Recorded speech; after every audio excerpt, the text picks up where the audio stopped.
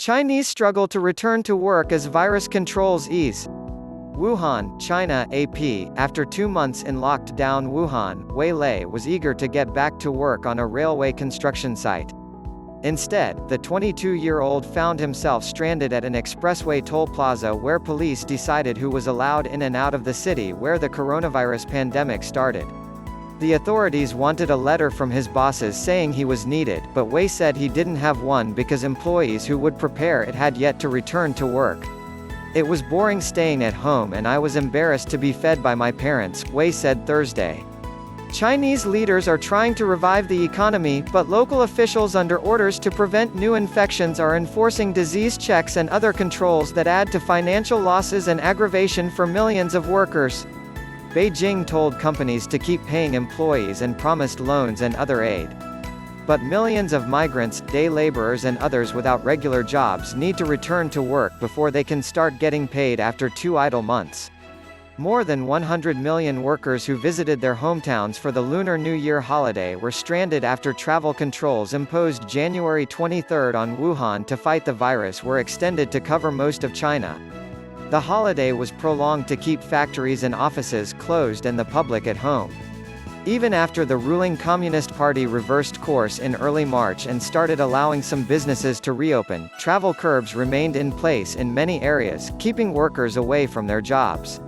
Chinese officials say state-dominated industries such as steel are almost back to normal production.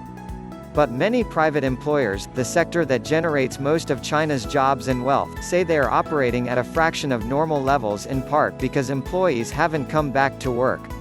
The People's Daily newspaper reported March 20 that about 100 million migrant workers, or about 80% of those who returned to their hometowns for the holiday, were back at work. No official figures for possible job losses have been reported. One of the bleakest estimates came from Liu Chenji, an economic commentator and chairman of Upright Capital, a hedge fund.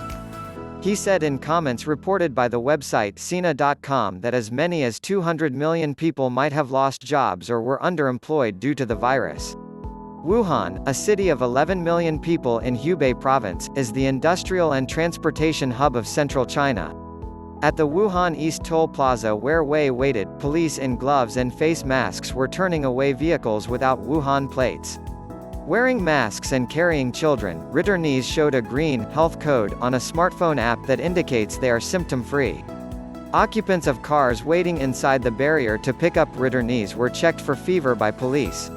Kai Luo, a saleswoman for an internet company in Wuhan, was returning from her nearby hometown of Wangang. I had to show my green code and be checked at every stop on the way back, said Kai, 24. I felt panic because I had never come across before. Wangang also was quarantined but controls there and on other cities were lifted last month. We weren't allowed to walk out of our home, let alone shopping at a supermarket, Kai said. They knew I was back from Wuhan so they put stricter grounding on me. Kai said she worked from home but her parents couldn't and had no income. It is hard for ordinary families to have no income for 2 months, she said. The final controls on Wuhan, which had 3/4 of China's virus deaths, last through April 8. Returnees who were allowed into Wuhan were picked up by their employers or squeezed into private cars. Divers earned extra cash as informal taxis on a day when many businesses had yet to reopen. Despite easing controls that shut down most of China's air, rail and bus service, authorities still require fever checks at public buildings nationwide and try to keep track of where individual travelers go.